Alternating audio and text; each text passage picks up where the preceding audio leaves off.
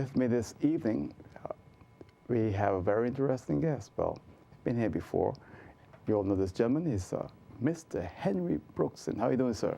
Very well, Mr. Gibbs. And first of all, thank you for inviting me on your show this evening. And thank you for accepting the invitation. So you had a great time, enjoy Carnival? Oh, yes. Well, I didn't see much of it because I was off island.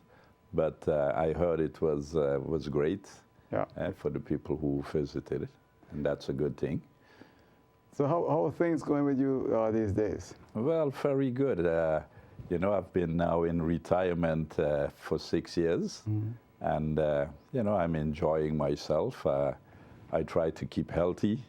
I walk a lot. I go to the gym almost on a daily basis, you know, to train my six-pack. Some people say, yeah, Mr. Brookson, we don't see you much anymore. And then I make a joke and I tell them, you know what, I realized the value of my mother's words when we were young. And she would say, don't leave the yard and you won't get in trouble. So, so that's about it, yes. Well, you know, these days sometimes trouble come looking for you, you know. I know. But no, for the rest, everything is going well. My wife is also in retirement now, so we have a lot of time to enjoy together, and yeah, make a little travel here and there, you know, to see the world, you know. So yeah. It's not, I mean, you've been very busy, active person. You was principal, you was a politician at one time, you was minister plenipotentiary to The Hague. You've done a lot for this island. Yes, well, you know, I'm an organizer from my early days on. You know, I always wanted to be involved and to create things. I could remember the days when we were going to school with my good friends, John Rumo, Todd Peterson, Vance James. Well, there were much more, you know. In the break, we would sit together and we would be discussing how we would make this island of ours the most important place in the world. And I could remember having a discussion with my dad on the porch. It was during the Cuban crisis, you know, and I didn't understand much about world politics, but my question was why, you know, everybody is so much against the Russians, you know?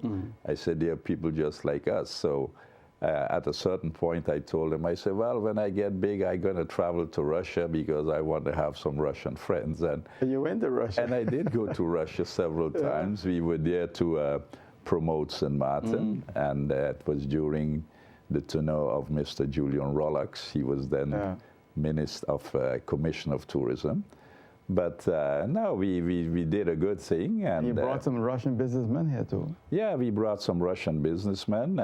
They were willing to come to the island, you know, but the problem we had then was the visa problem.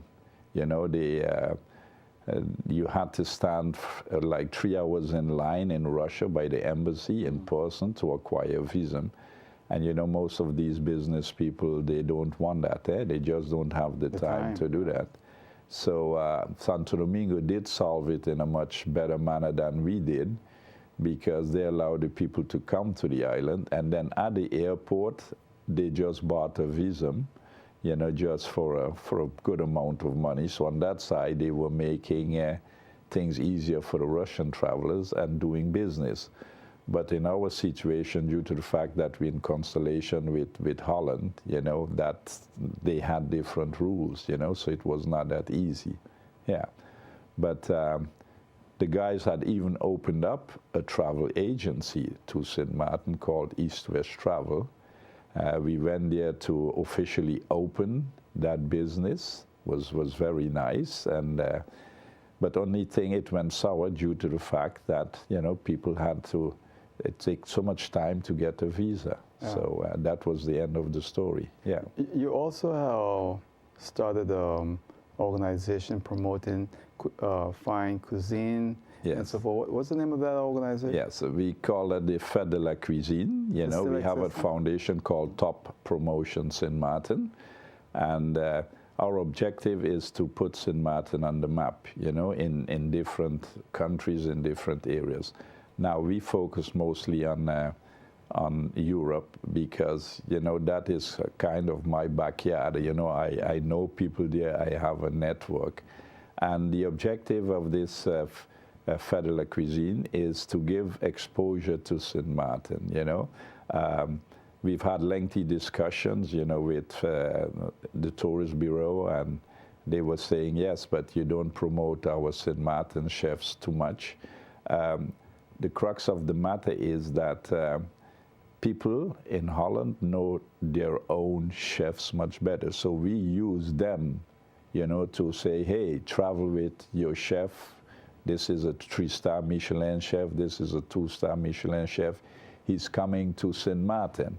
And then a lot of people think, hey, you know what? Our chef is going. There must be something nice. Now, when they come over here, they realize that we also have good chefs. So we promote our chefs, you know, on the island, you understand? Of course, we give them some exposure to in Holland, but if we would only say come to the Fête de la Cuisine with St. Martin chefs, it's not a catch to the people in Holland, you know? So we are doing it this year. Well, it's going to be the 10th edition. We plan to make something memorable out of it.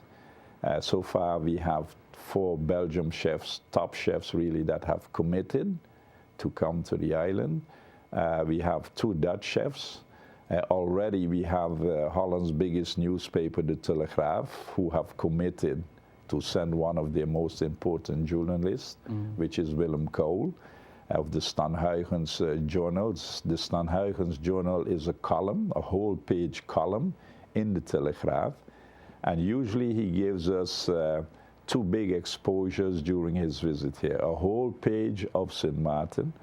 I had someone of a marketing bureau calculate what the value is of these 2 exposures, and it amounts to between 80,000 to 100,000 euros, you know, that St. Martin get free exposure.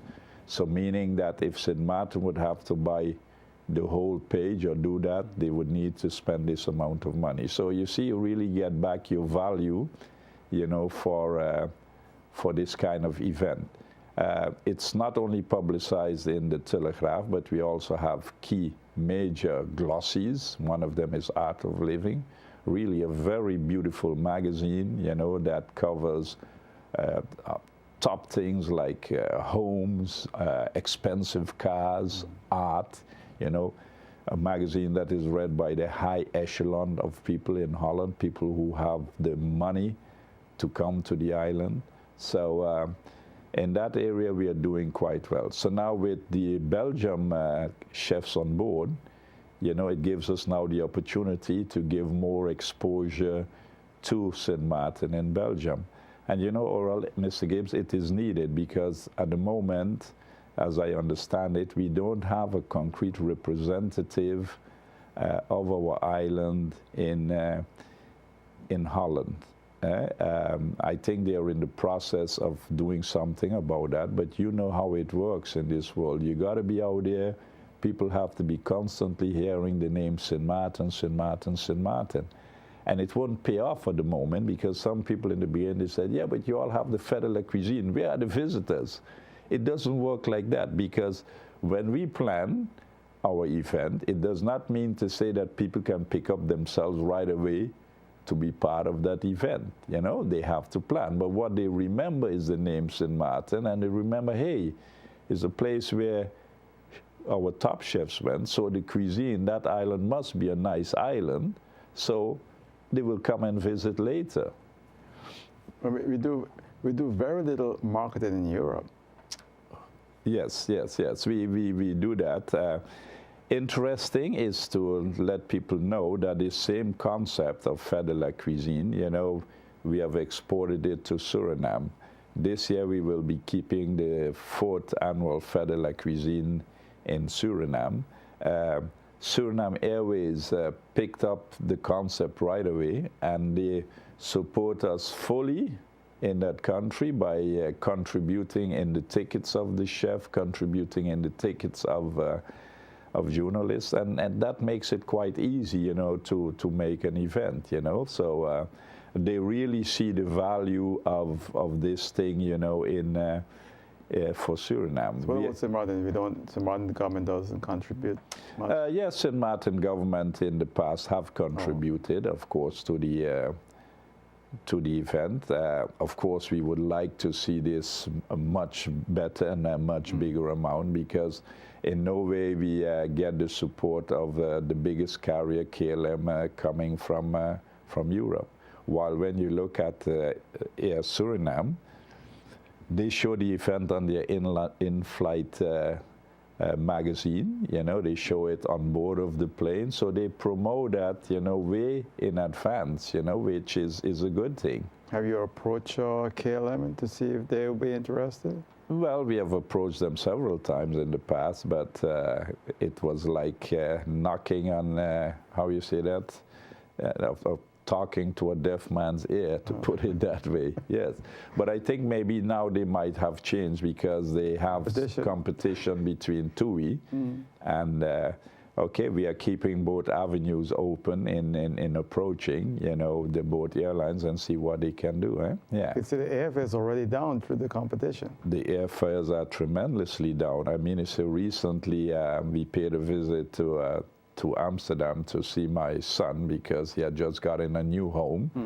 And it is amazing, because we went in business class, a ticket we paid 690 euros, which is unbelievable, you know. So I hope they manage to keep the position, because in the past we had other airlines like Air Holland, which during my tenure as Minister Plenipotentiary, you know, we were able to acquire their services. But what happened later on, KLM blew them completely from the market. At one point, KLM had their prices so high that Air Holland came in and they said, okay, we're going to be offering flights for, I think it was like $680, while the KLM flights were, average tickets price was $1,200. And then KLM had just announced also that they were going to stop or cut down on the flights to St. Martin, because they had 3 flights a week and they wanted to bring it back to 1. And as soon as Air Holland started their to compete with them, they went straight back up to 3 flights a week, and they cut down on their prices. So, yeah. Well, I hope that TUI will give them some real good competition now. Yes, I really hope so. And you know what I've been seeing, they are really serious partners, you know, with different countries. And I hope that our people that are responsible will do the necessary thing that is needed, you know, to keep them here, you know. Yeah. And one of the things that I have understood, you know, I hear it from outside, is that, they want St. Martin to contribute in the cost of promoting the island. You know, it's a kind of a joint venture. And they also need a representative of St. Martin in Holland. They say you don't have a representative, a good representation office in Holland, you know, to promote the island, and that is needed. Yeah. When you look at Holland, yes, you ask yourself, what's happening? Because the average person in Holland, when they hear about St. Martin, yes, this is gangster territory. This is a bad place. This is a place you don't mess with. Or if you speak with other younger people, they're not even conscious of where St. Martin is. Right. So what are we doing wrong? How could we correct that terrible negative image? Yeah, well, you know, it's also part of politics. When I was Deputy Minister Plenipotentiary, every time we had a delegation coming to Holland from St. Martin, bam, the Dutch press, and I think it was orchestrated, they would publish a lot of negative things about St. Martin. And that was, to me, a kind of way to knock our politicians off their feet. You could really see that it was systematically done. Okay, now, how will you try to change that? Is by going into the media, giving positive press releases. What our politicians have to do more, I believe, you know, that is my opinion, is to read up a lot about the problems that are facing Holland, the problems that they have a lot of people who are corrupt also. So, you know, your point of departure should be, hey, are we here to talk business, or are we going to just be pointing fingers and naming who is corrupt and who is not corrupt? Because on your side, you also have the situation. And you have to build up a relationship. You have to be constructive, you know, and come with ideas. I could remember at one point, I tried to curb that when they were saying, yeah, but St. Martin is so bad and we keep sending money there, and what you all are doing is just wasting our money. So I turned to them and I said, you know what? You budget, of course, 300 million on your budget, but in fact, I think it was only like 15 to 16 million was really going to the island. But they keep making it seem as if they're giving this huge amount of money. So then I came up with a plan and I said to them, you know what we can do? Why don't we do this? Give the money back because it's taxpayers' money. Okay, don't give it to us, but give it as a form of a reduction on their ticket to the island. So if people can buy a cheap ticket coming to St. Martin, it would give us maybe 300,000 visitors a year. Let's say they spend $2,000 on the island. Now, that gives us a big amount. So you're not giving it directly. No, the tourists are coming here to spend that amount of money. So then you don't have to accuse us, because we have to work hard to keep attracting your people to come, because if we give them a bad service, they won't be coming. And you can defend it also to your population, because now you're not giving it to the island or to the corrupt, so-called corrupt politicians on the island.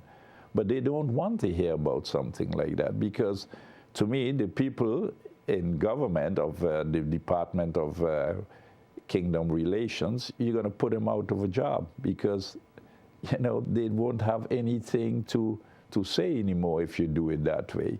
I got several comments from several business people in Holland who said, Henry, it was a brilliant idea, but it's the politicians who want to be in control of the island.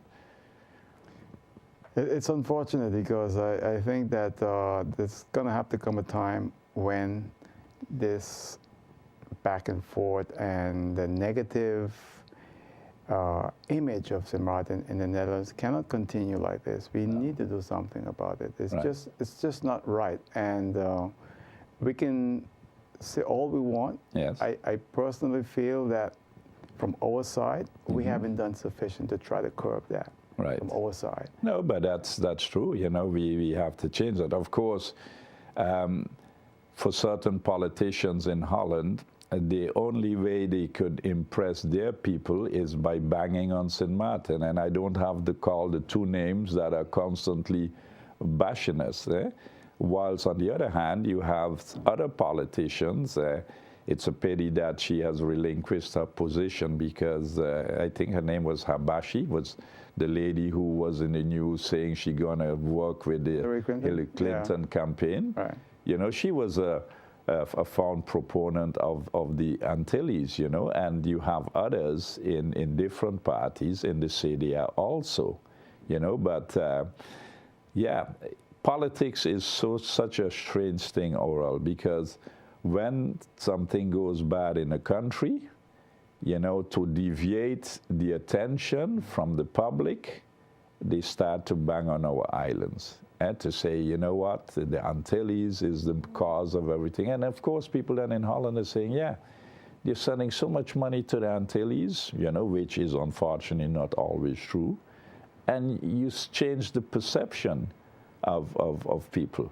I have met so many people who came here and in the beginning said, yeah, we read a lot about St. Martin, but no way, it's not true. We haven't seen anything. We had a most wonderful vacation on the island. And, you know, these kind of comments, you know, we should use that more, and the Tourist Bureau should use it more to expose our island. Yeah. You're right, because I mean, a lot of Dutch people, when they come to St. Martin, they can't believe it. Yes, it's paradise. Right, right. You know, so it's great. But you've gone through a lot tell us about how things are now with, you had the Emilio Wilson Park. We now understand that there's some different developments with part of the park. Yeah. Where you stand now? How are things going? Well, first of all, let me say that I'm happy that we have managed to solve the situation, because after some 10 years of going back and forth and not knowing what we can do with the property, finally, government decided to buy the property from us, which was a good thing. I did tell them, however, because, and I hope people can understand that, land on St. Martin is getting very scarce, is very scarce. So at a certain point, you want to secure part for yourself. So we didn't sell all that we had to government. We maintained 6 hectares, and the rest was sold to government. What are the plans for that? Well, as I always said, we plan to do a certain development, but the majority or major part of it, I'm a person who likes agriculture. I plan to keep a good part of it green, and also for my own health and enjoyment. Growing up, I had a considerable amount of goats, that I kept. I think when I left for Holland, I heard about 60 goats. Really? Wow. Really, yeah, I love that. And, I do believe, I have 2 grandsons now, and I want to keep that for them, because I believe that kids should grow up with nature. Yeah. If you don't have a kid engaged in feeding animals and caring for animals from at a very young age, he gets disconnected from nature, So that is concerning my part. What we did do also was that we told government, look, we're now creating a whole new situation. A new entrance road has to be built to my property. So land between the road and the Emilio Wilson Park, why don't we make that a parking area, good parking area for the Emilio Wilson Park? Because that is what they're missing. In the past, whenever they had a big activity, they used to come to me and ask me to open up the gate, and of course you would cooperate. But now you have a situation, and I'm always of the opinion, if you are in a situation that you could better things for all the stakeholders around, why don't you do that? And, the entrance that they have now, you could abolish that. You could maintain it as an emergency entrance, if there's an accident in the park. But the majority of the people, you lead them through the new road and you have them park in that area.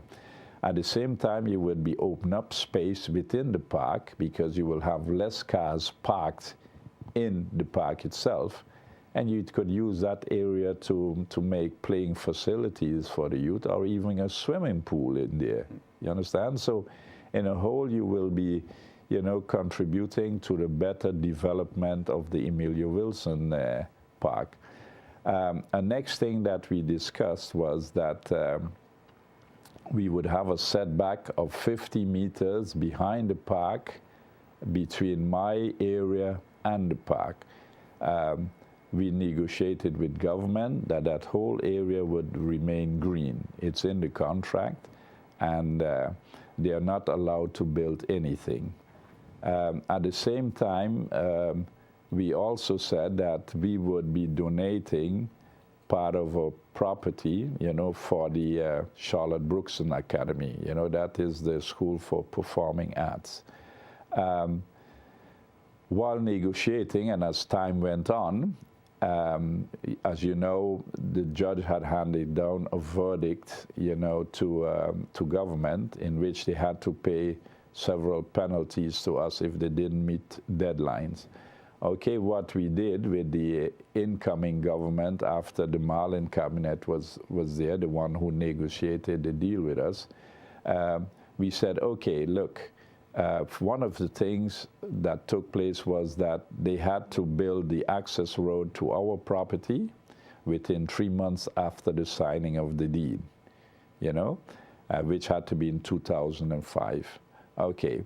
With Fromi, we discussed. Fromi said to me, you know, Brooks, and how it works, it has to be budgeted. And no way we can build that road within 3 months. So he said 2005, you mean 2015? In 2015, sorry, 2015. Okay. So that couldn't materialize. So we said to each other, okay, you know, we are willing to cooperate with government. We would put it away. We would do away with the penalties also. But the piece of land, the 5,000 square meters, that will be given to the Charlotte Brookson Academy. We made an agreement on that. We had, I was told by the then minister to prepare meetbrieven, you know, for that area. Okay, drawings were made, but government never went and paid for the meetbrieven. But during the sale at the notary's office, those drawings were incorporated in the sale and purchase agreement.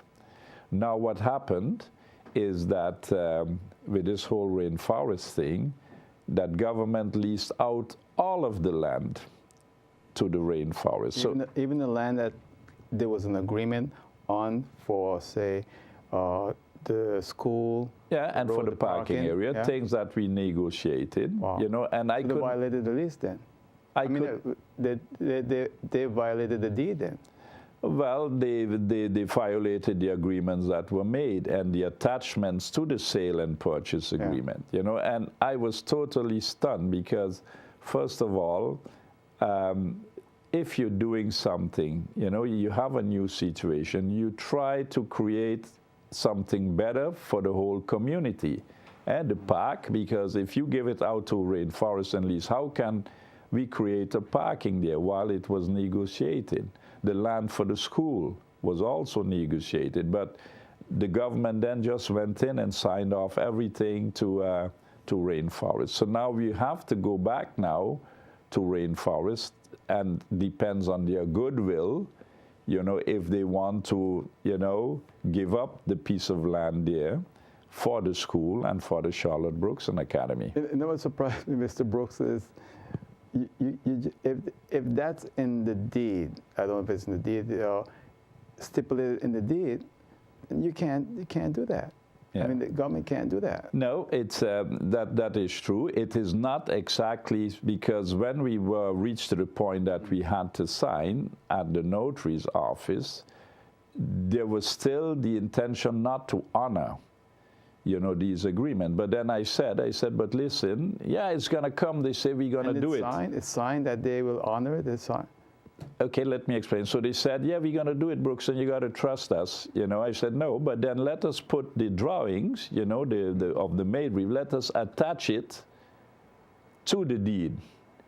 You know, so it's a 3 supplements to the deed showing the situation of the park, the parking, showing the situation of the land for the school, and showing the situation, what I am allowed to do. You understand? Because if you don't do that, you know, you have nothing to stand on afterwards. But then again, you know, I'm saying the following. We have a general interest to look at our people, you know. How could you give away things to a foreign investor, you know, while you're not taking care of your own people? The park needs a parking, so you should have said, okay, this is for you right away. We need a school. We have to educate our youth. And first of all, in the beginning, they had the objection, yeah, but you're creating more traffic in that area, and we don't want a school here.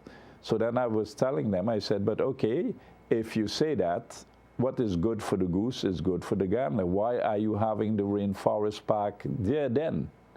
You know, because they're going to create a lot of traffic also, all the buses going there during daytime.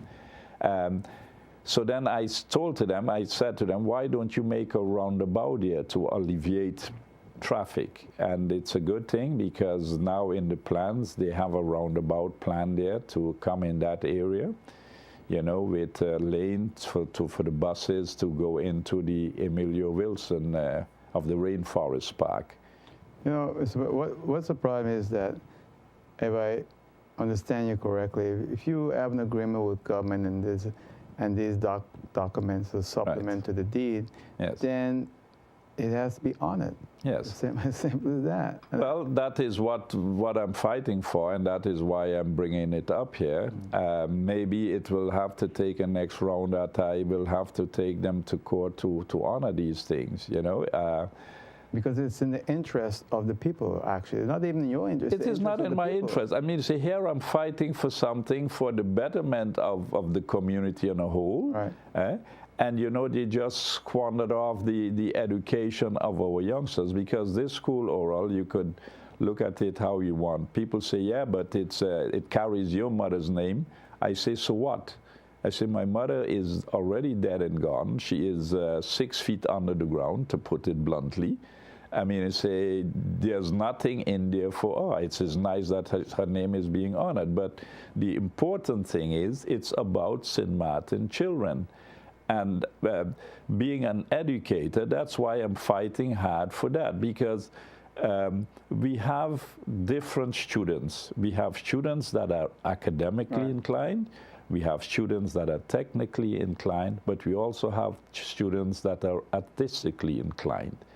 And next to the core subjects that they pay attention to, that they must do, like math and languages, this school pays more attention to the intelligences, artistic intelligence of the students. Right. You know, and when you look at it, it's a fast-growing school. It's a school that caters to the needs. And what we are doing, there's hardly any support, you know, in terms of having them get a piece of property so they can build their own school. And the nice thing about it being there by the Emilio Wilson Park, they could use the park in the daytime to, you know, to do outdoor activities, outdoor performances, you know, training.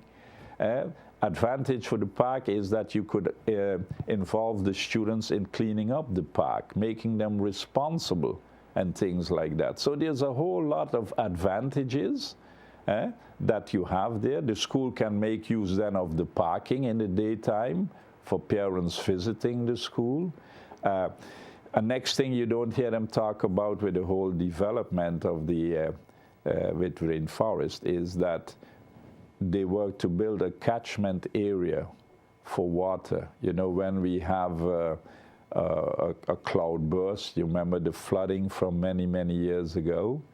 In that area, they were planning to make a catchment area where, you know, you could retain water and then later on release it to the fresh pond. I don't know what happened with that, but this is something that is in the long-term planning, you know, that we need that area. I don't know what they're doing, if they have given up on that idea, but it shows you that, you know, we plan things, and sometimes we plan things, but we don't execute it. And then sometimes we do things without properly thinking how we could better the situation for all stakeholders. Yeah. And I find that a pity. I'm so surprised. I thought by now everything was done. I was at the signing of the purchase agreement. Yes. What, 2 years now, almost? Yeah, it's almost 2 years. But I must say, so far concerning my own part, you know, I'm very satisfied with how Vromi is handling matters, you know. That is going very well. But the part where I say, and it's not even for myself, because it's about St. Martin children, it's about a future, wanting them to have a good schooling. The Emilio Wilson Park wanted that to be a nice area, you know. That government is just bypassing that and giving everything in long lease to the Emilio Wilson, to the Rainforest Group. You know, I find that is bad. And that's when you initially agree to have certain things assigned, like an area for parking, area for the school, and those things were not lived up to. Yeah. I have many correspondence letters and letters that were booked in, you know, to the minister of Vromi then, you know, where we agreed on it. And I don't know what happened and what transpired, why they had to give out everything in long lease to Emilio Wilson. Maybe, or else sometimes I think maybe they have done that in order to sell the rainforest project, because later on that maybe rainforest say, you know what, we're going to give back the land to the park. We're going to give back the land. We're going to relinquish the lease, but we're going to give back that 5,000 square meters to the school. So that put a whole different light maybe on the RFT development, in which they're showing, yeah, but we are willing to cooperate with the island. I don't know, but I'm just in my head, sometimes that idea comes up. Let me take a call for you, Mr. Brooks. Now, Oral Gibbs Live, you want to call? Hello? Hello, good night, OJ. Good night, sir. Mr. Brookson. Good evening. You know this voice? No, I can't place the voice, really. Hello, Mr. Brookson. Yes, I'm listening. How are you? You know who this is? No, I can't place the voice right now. Tell me your name. Mullet Bay. Mullet Bay. Can you turn your TV off? Oh, yes, it's Frankie. Yes, you do. Okay, now I got your voice, Frankie. Yeah. Tell me. Thank you. Yeah, go ahead. What is your question, Frank? Yeah, that's it. How Things are good. It would be a good thing for a school up there, though. Well, It would be a good thing. yes. Okay, I'm glad that you think there's It would be a very good thing. right. You know, but the fellows who wasn't there before, all they want to do is try wishing themselves, make themselves rich. Right. You know? Yeah. I thought you were calling and asking me when I'm going to come with a new bottle of lime punch for you. I was just going to tell you that, too. I was just going to tell you that. I was just going to tell OJ about the good lime punch you make and a good jar of cake. Don't toss it.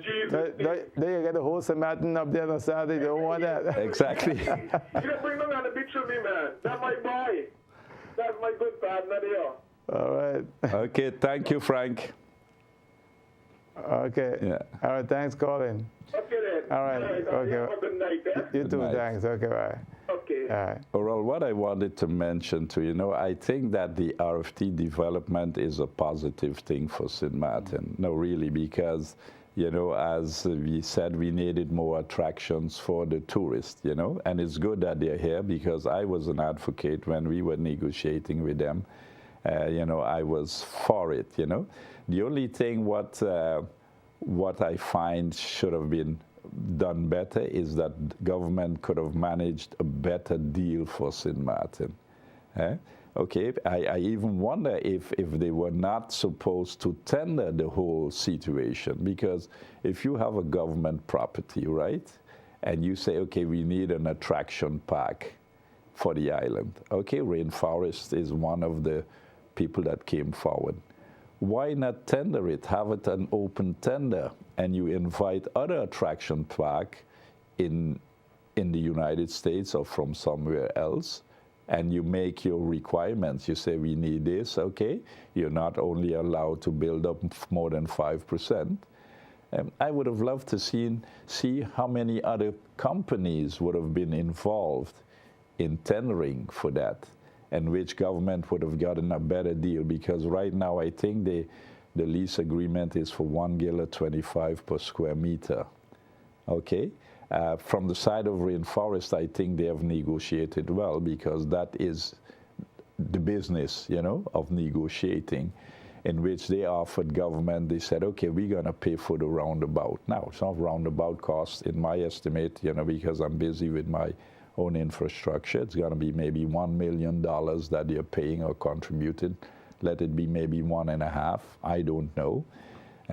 But when you look at the return of investment, the park is, the figures, what I've seen is that the whole operation will cost them like $14 million, right? Now, they have an estimate of 77,000 visitors per annum, okay? Now, roughly taken, I think for someone to get in the park, his overall expenses for that day would maybe $100 minimum. So you're talking about the first year they're having an amount of $7.5 million coming in. So within 2 years, their whole operation is being paid off. And you know, they could sail, it's easy sailing forward. Now, when I look at the figures, the 77,000 visitors, maybe initial year that would be the case, but how much visitors does the come in with the cruise ship? Is that 2.5 million? Is that the exact number, or has it dropped back to 2 million? Well, they haven't even reached 2 million, and estimates are now that it's going to decrease by 10 to 15% this year. So it's going to go down to, I think, about 1.5 million. 1 million, yeah. And last year was 1.8 million. Yeah. And now they're estimating that this year might be 1.5 million. So it's going to be interesting to see what happens. Yeah, that's a considerable drop. Yeah. That's a lot. Okay, but you know, in my opinion, let's say, because the whole thing to me is the group that are now developing the park. To me, they are only a front for one of the cruise lines. One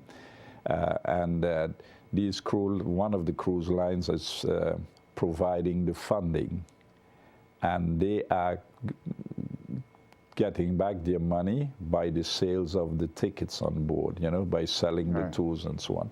So what they will do, of course, is they will push as hard as they can, you know, to get more people.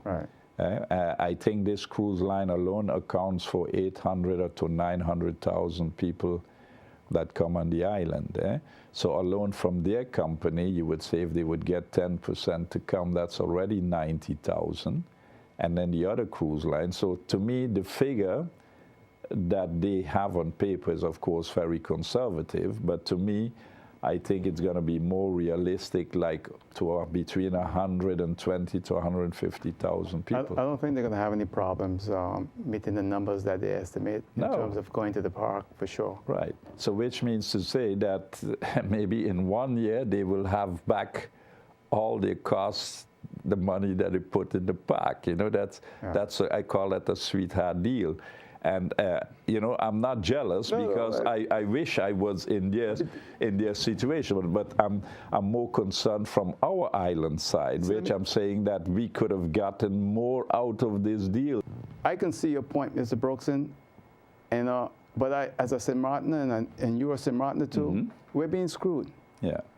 And so when I listen to you talk about what you said earlier about the deed, and the property with Brent Forest, I'm surprised because it seems as if we, the people of this country, we tend to roll out the red carpet for everyone else. Exactly. And not for our own. No, because I always say, I wonder if I would go to the United States, if I would get a sweetheart deal as how certain people get here in the community.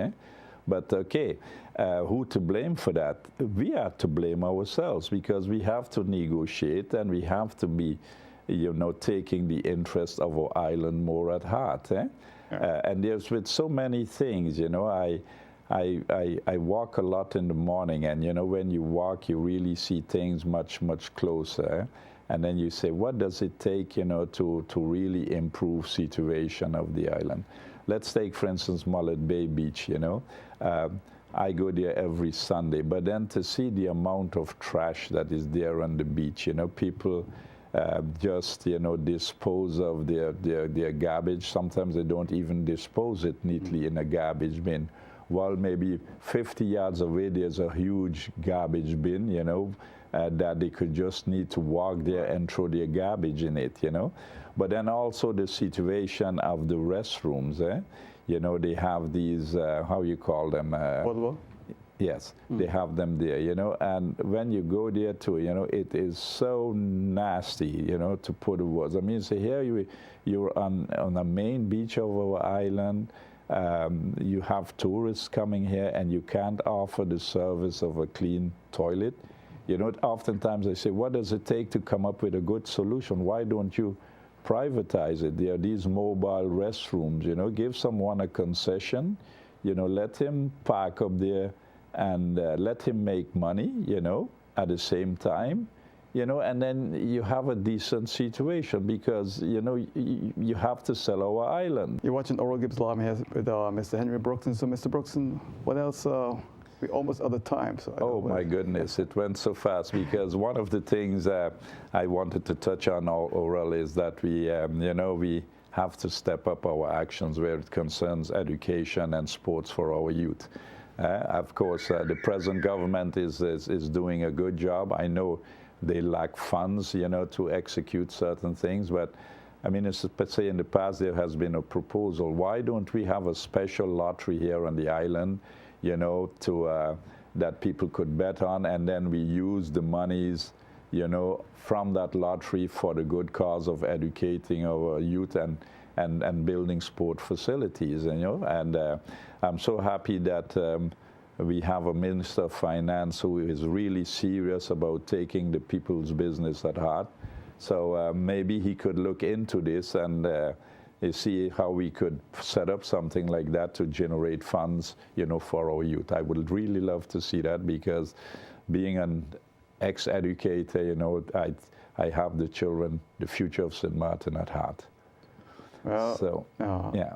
Well, Mr. Brooks, I want to thank you for coming in. I hope your project gets off the ground and everything works out well. Okay, thank you. And again, thank you for having me here. Although I wanted to touch on certain other subject, but an hour goes fast. But thank you for having me. We can have you back. We'll say about that sometime. Okay, thank you so much. All right. That's it for now. I'll see you next time right here on our Oral Gibbs Live. Until then, take care. Bye. Good night.